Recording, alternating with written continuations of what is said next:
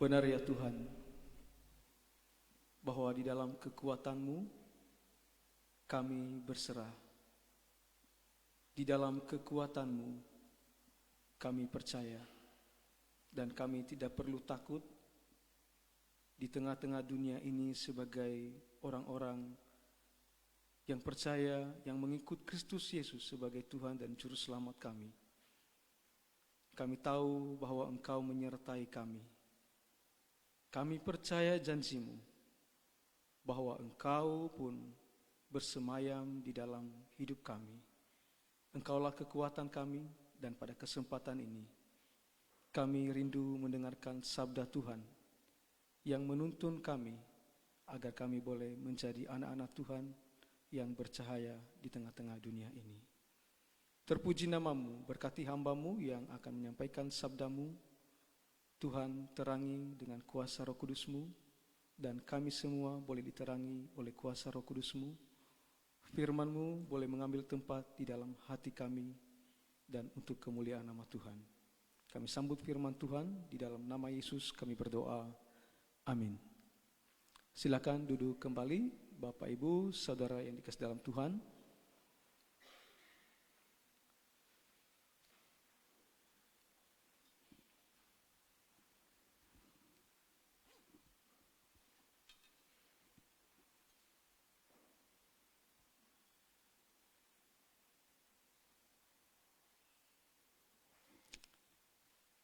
Shalom.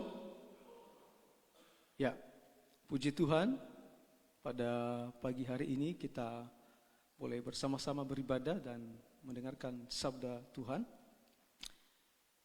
Tadi malam saya agak merasa kesakitan di bagian betis seperti di dalam tulang, tapi mungkin karena kecapean, karena waktu 1 hari yang lalu kami ada Natal Nias dan ada tarian-tarian begitu lama berdiri, dan mungkin kayak semacam kram terus sampai tadi pagi, bahkan saya ke gereja juga agak tarik-tarik kaki.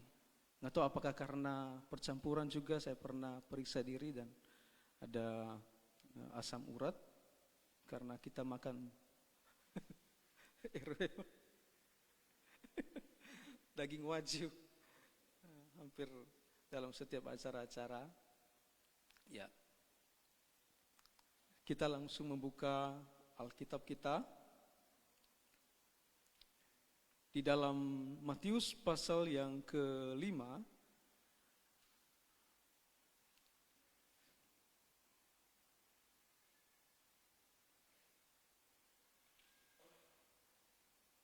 Matius pasal yang ke-5 ayat 13 sampai 16. Matius pasal 5 ayat 13 sampai 16. Kita baca bergiliran, saya baca ayat yang ganjil. Bapak Ibu, saudari ke dalam Tuhan, bacakan ayat yang genap. Yang saya bacakan ini adalah TB2 yang diterbitkan oleh Lembaga Alkitab Indonesia.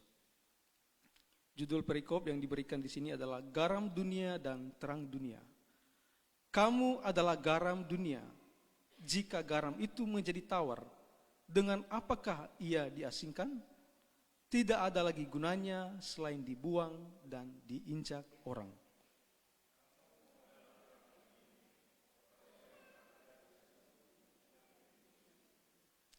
Lagi pula, orang tidak menyalakan pelita lalu meletakkannya di bawah tempayan, melainkan di atas kaki pelita, sehingga memberi terang kepada semua orang di dalam rumah itu.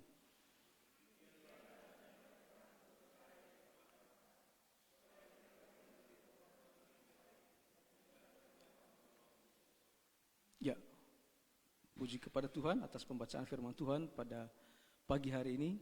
Dan saya bersyukur pada pagi hari ini saya kayak merasa baik ya, puji Tuhan. Untuk mengawali tahun ini, saya memberikan tema untuk kita dalam khotbah saya ini adalah buktikan dirimu. Ya, buktikan dirimu. Bapak Ibu, saudara yang kesalam Tuhan, kalau kita melihat sepintas istilah ini, diksi yang saya pilih ini dalam dunia psikologi sosial dan juga di dalam legalitas beragama, kita dapat memandangnya bahwa ada orang-orang yang berpikir bahwa nilai diri mereka bergantung pada pengakuan orang lain terhadap mereka. Bahwa nilai diri mereka seolah-olah bergantung pada pencapaian mereka. Bahkan juga seperti yang saya katakan, di dalam beragama seolah-olah mereka akan diterima oleh Tuhan kalau mereka melakukan hal-hal yang disebut sebagai kesalehan. Dan istilah buktikan dirimu ini tentu tidak salah seluruhnya dan juga tidak benar seluruhnya. Tentu ini adalah istilah yang sangat netral, dapat digunakan tergantung persepsi kita, konsep yang kita maksud dengan istilah yang kita gunakan. Dan istilah-istilah lain yang muncul dalam dunia motivasi modern seperti jadilah dirimu sendiri,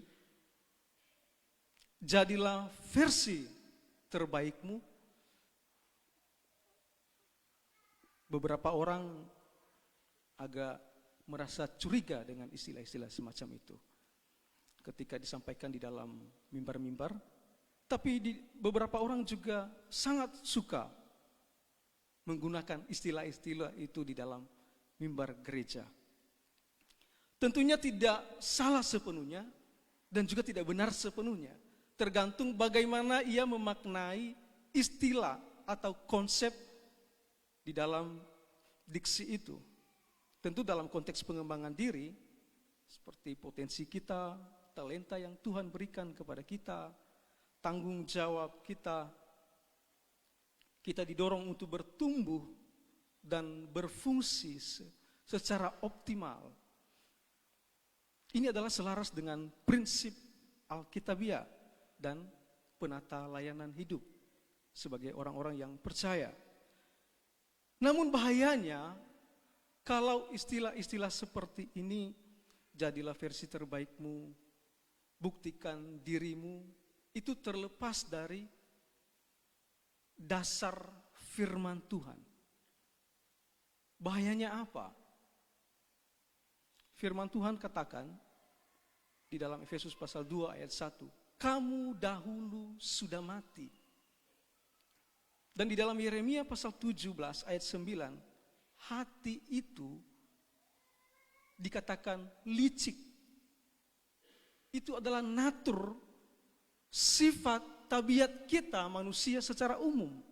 Dan kalau kita menjadi versi terbaik dari diri kita yang berdosa, yang telah jatuh, yang telah mati, maka apa jadinya relasi kita dengan orang lain, pandangan kita terhadap orang lain, dan di dalam berkeluarga, di dalam bekerja, dan berbagai hal lainnya.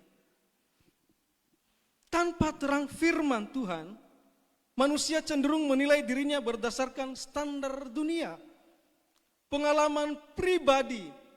Nah, kalau pengalaman pribadinya begitu menyakitkan, dan ada orang yang mengatakan bahwa orang yang dilukai itu cenderung melukai kalau belum disembuhkan.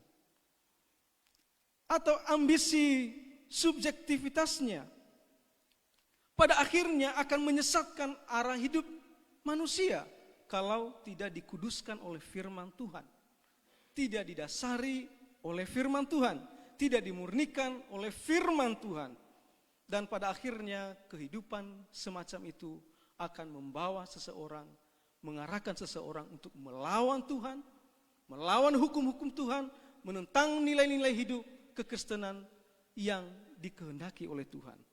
Dan pada teks yang kita pelajari pada pagi hari ini Ada 3 kebenaran penting yang akan membawa kita memahami bagaimana seharusnya membuktikan diri melalui 3 pertanyaan mendasar.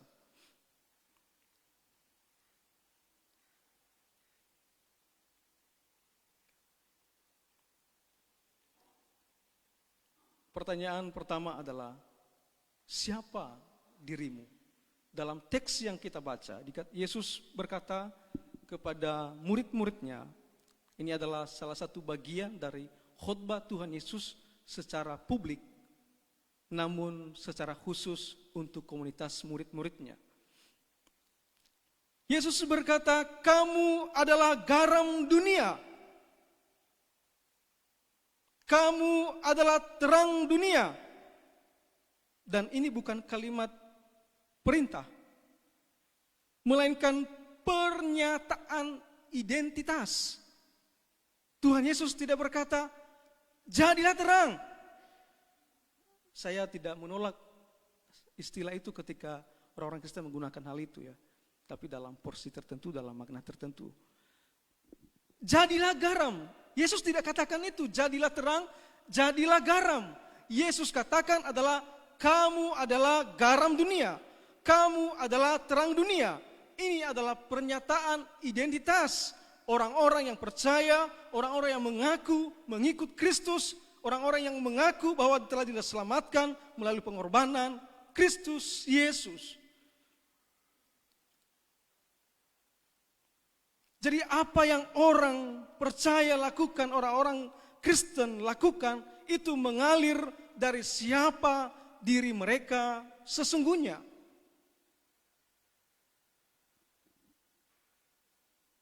Kita adalah pembawa pengaruh. Kamu adalah garam dunia.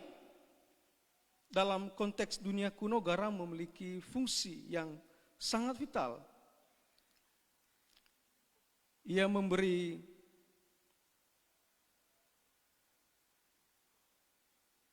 rasa, ia mencegah pembusukan, dan menjaga kualitas makanan itu. Dan ketika Yesus menyebut murid-muridnya sebagai garam dunia, Ia sedang menyatakan bahwa kehadiran mereka memiliki pengaruh yang sangat nyata, signifikan, esensial bagi dunia ini yang sedang mengalami kerusakan moral, yang sedang mengalami kerusakan spiritual, kerohanian. Bahwa dunia tidak memiliki kapasitas di dalam dirinya untuk memulihkan dirinya. Dunia semakin merosot. Dan di sini fungsi orang-orang percaya yang mengikut Kristus sebagai garam.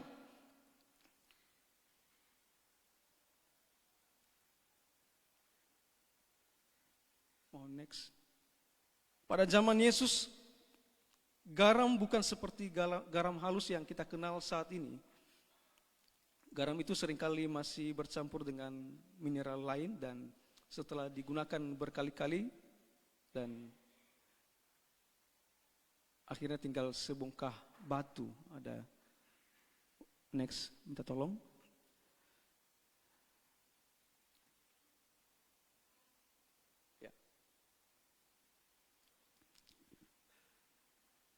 Dan ketika rasa asin dalam garam itu sudah mulai habis, terlarut, memang secara fisik masih disebut sebagai garam. Tetapi secara fungsi ia tidak lagi berguna. Garam seperti itu tidak bisa lagi memberi rasa, tidak bisa mengawetkan makanan, dan tidak bisa menjalankan tujuan keberadaannya. Melalui penggambaran yang Yesus berikan, Yesus sedang menegaskan bahwa nilai garam itu tidak terletak pada label yang digunakan, pada nama yang digunakan, melainkan pada fungsinya. Bahwa orang-orang percaya bahwa pengikut Kristus hadir di tengah-tengah dunia ini untuk memberi rasa, mencegah kerusakan yang lebih besar, dan membawa kehidupan di mana orang-orang percaya berada. Ketika kita tidak lagi memancarkan nilai-nilai kerajaan Allah, kita mungkin masih dapat disebut sebagai orang-orang Kristen, tapi kita telah kehilangan pengaruh yang seharusnya ada, melekat secara natural di dalam diri kita. Dan Tuhan Yesus tidak hanya sampai berhenti di situ. Yesus memberikan penggambaran yang sangat keras. Malah dikatakan bahwa kalau sudah tidak asing, ia akan dibuang dan diinjak orang. Ini menunjukkan sebuah penolakan. Tidak lagi dianggap bernilai guna. Diinjak orang menunjuk pada penghinaan secara publik. Sesuatu yang tidak dihormati, tidak dijaga dan tidak dipedulikan. Dan dalam konteks ini Yesus sedang berbicara dalam kategori panggilan kita sebagai orang Kristen untuk menjalankan misi Tuhan sebagai anak-anak Tuhan di tengah-tengah dunia ini. Ini bukan dalam kategori hukum atau yuridis keselamatan, bahwa kita kehilangan keselamatan. Tidak, tapi ini berbicara tentang fungsi kita. Penggambaran tentang fungsi kita sebagai orang-orang percaya, orang-orang pengikut Kristus. Dan ini adalah bahasa yang sangat keras. Dibuang dan diinjak-injak orang. Kamu adalah garam, kamu adalah terang. Terang dalam Alkitab selalu berlawanan dengan kegelapan. Terang itu menyingkapkan. Terang itu membimbing kemana kita harus pergi, kemana seseorang harus pergi. Ketika kita melihat terang, kita melihat arahnya, oh di sana. Dengan menyebut murid-muridnya sebagai terang dunia, Yesus menegaskan bahwa keberadaan mereka tidak netral. Dan dengan menyebut mereka sebagai terang dan garam, itu mau menegaskan kepada kita bahwa terang bukan sesuatu yang diciptakan, diusahakan oleh manusia, melainkan sesuatu yang melekat kepada orang-orang percaya, orang-orang yang mengikut Kristus, yang telah dipanggil dan yang telah diterangi oleh Kristus. Kamu adalah garam, kamu adalah terang dunia. Buktikan dirimu. Dan yang kedua, mengapa saya harus melakukannya? Next. Ini adalah perintah Tuhan. Demikianlah hendaknya terangmu bercahaya di depan orang. Saya mencoba mempelajarinya dan kalau diterjemahkan secara fungsional, kalimat ini secara sederhana mengatakan, bercahayalah sebagaimana seharusnya. Kata demikianlah itu bisa diterjemahkan dengan cara demikian. Seperti penggambaran yang sudah saya jelaskan sebelumnya. Kamu adalah garam, kamu adalah terang dunia. Lalu Yesus berkata pada ayat 15, lagi pula orang tidak menyalakan pelita lalu meletakkannya di bawah tempayan, melainkan di atas kaki pelita sehingga memberi terang kepada semua orang di dalam rumah itu. Artinya bahwa terang itu harus terlihat, bukan dibungkus. Garam itu harus dirasakan, bukan dibungkus. Dan kalau masa kini, garam satu karung sekalipun kalau dimasukkan di dalam masakan, itu tidak akan asin bila masih terbungkus. Garam itu harus benar-benar dirasakan. Terang itu bukan untuk ditutupi, tapi untuk dilihat.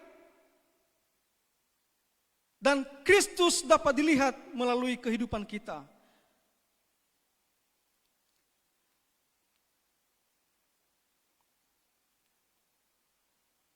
bersinar terang secara publik, secara terlihat dalam ruang sosial yang nyata. Itu adalah keharusan dari natur kita. Dan ketika Kristus memberi perintah itu kepada kita, orang-orang percaya, itu karena kita sudah memiliki kapasitas, kemampuan untuk melakukan firman Tuhan. Kita telah dihidupkan dari kematian rohani, dari ketidakmampuan untuk melakukan kebenaran firman Tuhan. Benar bahwa natur keberdosaan masih melekat, masih dikikis dan terus akan menuju pada kesempurnaan. Tapi Kristus memberi kita kemampuan untuk melakukan firman Tuhan. Kita dapat memilih entahkah taat atau melawan firman Tuhan, perintah Tuhan, melawan nilai-nilai kerajaan Allah. Tidak hidup di dalam kebenaran. Dan kalau kita sudah tidak hidup berdasarkan nilai-nilai kerajaan Allah, Tuhan Yesus memberikan gambaran yang sangat keras. Garam semacam itu dibuang dan diinjak orang. Tidak berharga. Sesuatu kalimat yang penghinaan.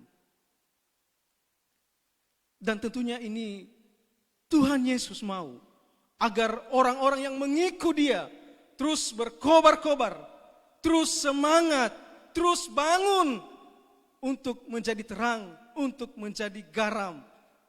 Bukan agar menjadi pesimis setelah kemudian mungkin kita pada waktu-waktu tertentu mungkin kita akan jatuh dalam situasi-situasi tertentu.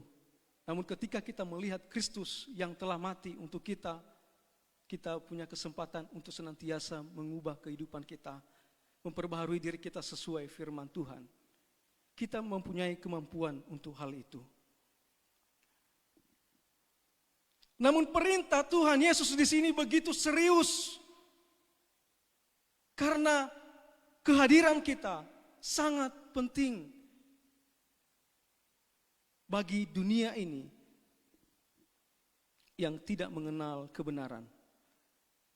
Ketaatan kita bukan lahir dari rasa takut ketika Tuhan perintahkan ini. Ketika kita mengatakan, aku ini hamba, engkau adalah Tuhan. Tuhan. Dan istilah Tuhan itu sebenarnya kalau lebih secara fungsional, Dia adalah Tuhan, pemilik hidup kita. Kita tidak punya hak apa-apa atas hidup kita. Apa yang Tuhan mau, apa yang Tuhan kita mau, kita harus melakukannya.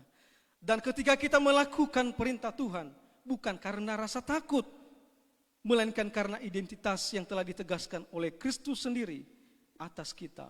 Kamu adalah terang, kamu adalah garam dunia. Dan Dia mengutus kita ke dunia.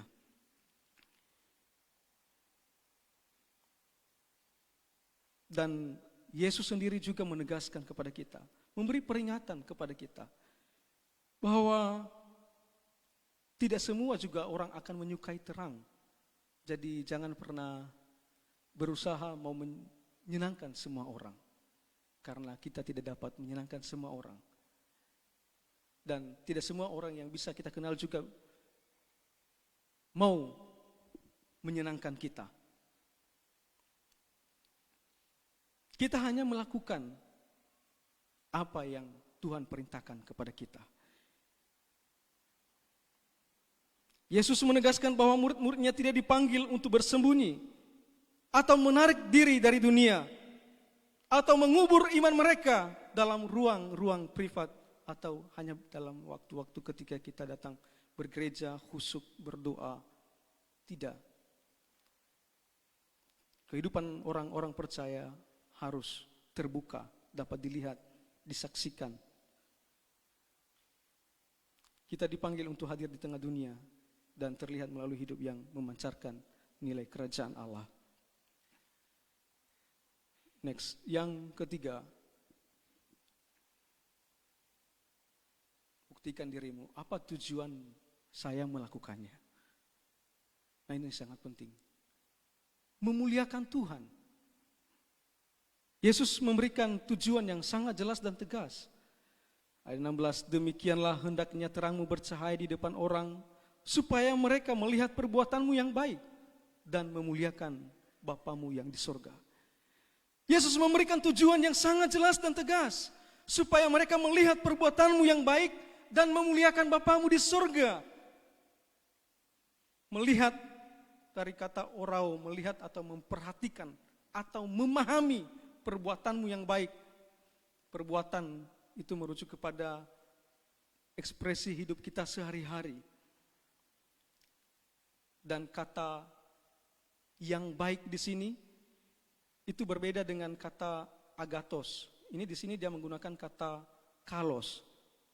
Kalos itu artinya indah, pantas, mulia, menarik. Kalau agathos dia lebih ke secara moral dan etis. Jadi apa yang mau ditekankan oleh Tuhan Yesus bahwa perbuatan kita bukan hanya bersifat benar, tapi juga menarik, bermakna, dan mencerminkan keindahan karakter Allah di dalam diri kita.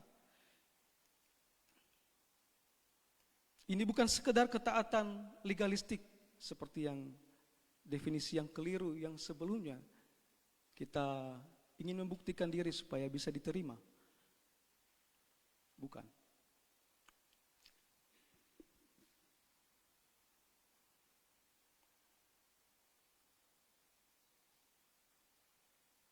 Tujuan akhir dari pembuktian diri bukanlah untuk kemuliaan diri, tetapi kemuliaan Allah.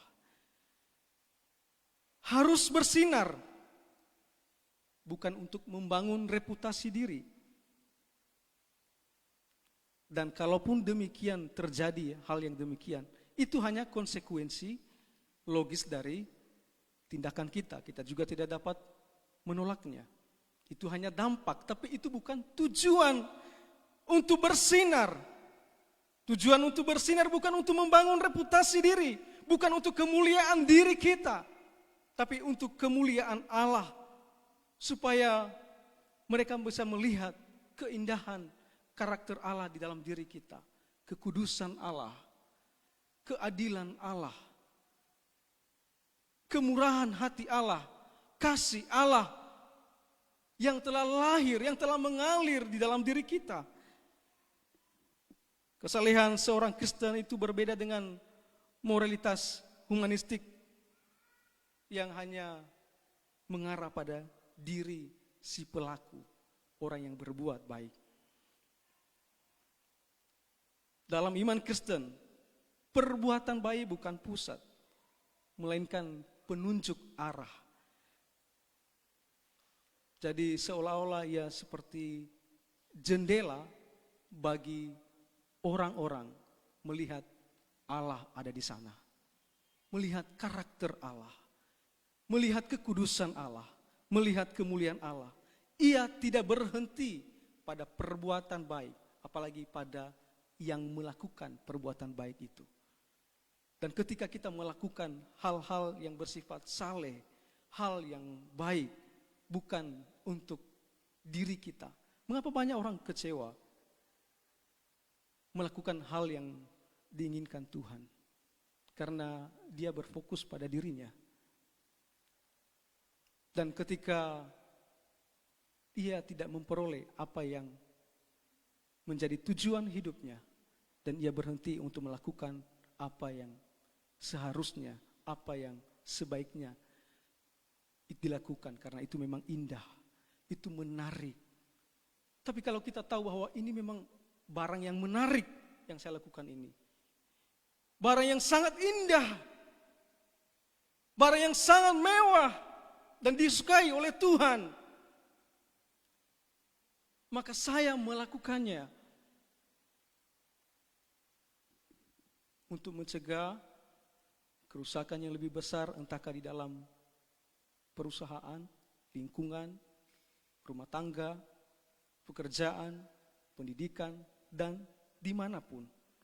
Kalau kita melakukannya karena kita tahu bahwa itu adalah sesuatu yang baik, yang diinginkan oleh Allah. Sesuatu yang baik, yang menyenangkan hati Tuhan saya. Kita melakukannya untuk menghormati Dia. Dan tampaknya ini seperti bertentangan di Matius pasal 6 ayat 1 ya.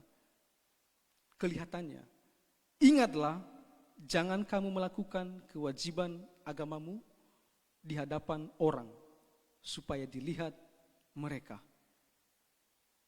Dan terang yang bercahaya, tampaknya ini sebuah kontradiksi dengan kerendahan hati yang dimaksudkan oleh Kristus, supaya jangan kita melakukan kewajiban agama kita supaya dilihat di hadapan orang, supaya dilihat mereka.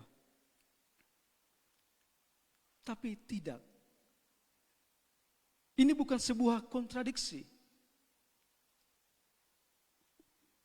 Perbedaannya terletak pada tujuan kita. Apakah memuliakan Allah atau mencari pujian? Dan ini yang ditentang oleh firman Tuhan. Apakah motivasi kita memang karena mau taat kepada Tuhan, karena kita tahu apa yang dikehendaki Tuhan itu begitu mulia, begitu baik, atau karena kita mau pamer saya orang beragama, orang saleh? Apakah arah kemuliaan yang kita maksud adalah Tuhan, melaluinya Ia dipermuliakan, kita memberi hormat kepadanya melalui sikap hidup kita, kita memberi penyembahan kita kepada Tuhan melalui gaya hidup kita, pola hidup kita. Penyembahan yang paling dalam itu adalah sikap hidup kita, kehidupan kita, bukan kata-kata pujian. Kata-kata pujian kemudian itu adalah ekspresi dari sikap hati kita setiap hari kepada Tuhan. Bagaimana kita berelasi dengan Tuhan setiap hari. Nah, itu yang membedakannya. Karena itu jangan melakukan kewajiban agamamu di hadapan orang supaya dilihat mereka. Jangan kepada diri kita. Kita akan kecewa dan akan berhenti melakukan apa yang semestinya seharusnya baik. Ketika kita melakukannya, berhenti sampai pada diri kita. Bukan karena kita melihat bahwa itu adalah sesuatu yang baik, yang telah dibuat oleh Tuhan atas kita. Dan kita berdoa untuk firman Tuhan yang kita renungkan. Bapa di surga, kami bersyukur atas anugerah-Mu di dalam anak-Mu Yesus Kristus dalam hidup kami. Tanpa kekuatan, tanpa kehadiran-Mu dalam hidup kami, kami tidak dapat berbuahkan apa-apa. Tapi oleh karena kekuatan-Mu semata-mata dan oleh karena kesetiaan-Mu, firman-Mu senantiasa membimbing kami untuk mempermuliakan Engkau, untuk menyenangkan hati-Mu. Engkau telah melakukan hal yang besar atas hidup kami. Engkau mati bagi kami, bahkan ketika kami tidak dapat melihat betapa besar kebaikan Tuhan atas hidup kami, Engkau membawa kami kepadamu sehingga kami boleh melihat betapa besar, betapa dalam, luas, lebarnya anugerah Tuhan, betapa berlimpah-limpah dalam hidup kami. Biarlah hidup kami melimpah dengan pengucapan syukur dan menunjukkan bahwa kami benar-benar telah menerima Engkau sebagai Tuhan dan Juru Selamat kami secara pribadi. Melalui kehidupan kami yang nyata, Engkau dihormati, Engkau diagungkan melalui hidup kami. Tuhan Yesus yang hari dalam hidup kami, Engkaulah kekuatan kami. Dan Engkaulah yang akan menjadi kesembuhan bagi setiap kami hari ke hari.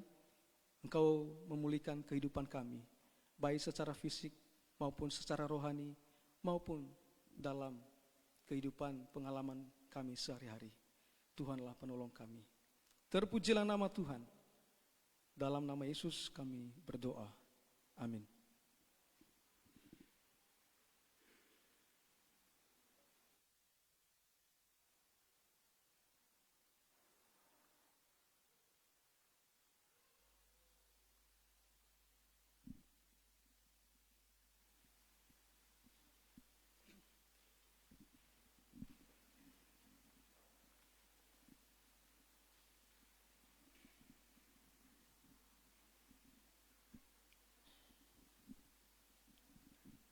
Puji nama Tuhan, Bapak Ibu Saudara sekalian.